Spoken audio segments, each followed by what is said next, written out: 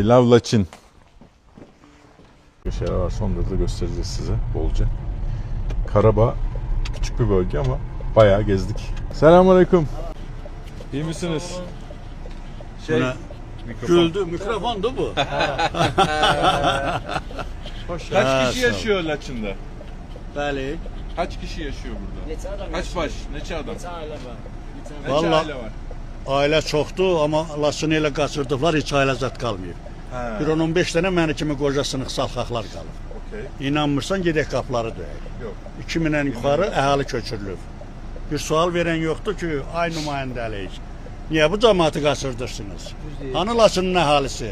Alimi, akademiki, professoru. Niye kaçıyorlar? Ne oldu? İş vermirlər, güc vermirlər. Cəmaatın balalarımız, Ha, balalarımız qalıb çöldə. Hoş gəlmisiniz, hoş gəlmisiniz. Xahiş Hoş edirəm gəlmisiniz. bunu canlandırın. Şimdi insanlar Bakü'ye mi gidiyor çalışmaya? Bir də qayıdır yerinə. Ha. Cəmaat pis yaxşı bir iş yeri, yurt yeri tapıb çörəyin qazanırdı. İndi bu deyə balalarım qalıb ortalıqda. İşdən çıxardıblar, alladıb töküblər bizi bura. Ha sen. Bəli, Sen nereden geldin amcam? Bakıdan. Bakü'den geldin. Bəli, İşten Bakıdan mi çıkarttılar? Yox, mən pensiyaya çıxmışam. Pensiyon. Oğlum gəlib məni saxlamağa. Ha. İndi də o cavanların hamısını işdən çıxardıblar. Ha. Hə, iş qutarıb, iş yoxdur, pul yoxdur. Allah Allah. Və bura yığışanlar ixtisasına uyğundur, Bakıdan gətirdilər. Bura Laçın cəmaəti üçündür. Evet. Qıraqdan gəlməli deyil. Gəlsin, əgər bilmirlərsə gəlsin. Amma Laçının alimi var, akademikləri, professorları, yaxşı insanları, mərd adamları. İndi hanı qardaş? 2000-dən yuxarı əhali köçüb bura. İndiyə gedək qapıları döyək.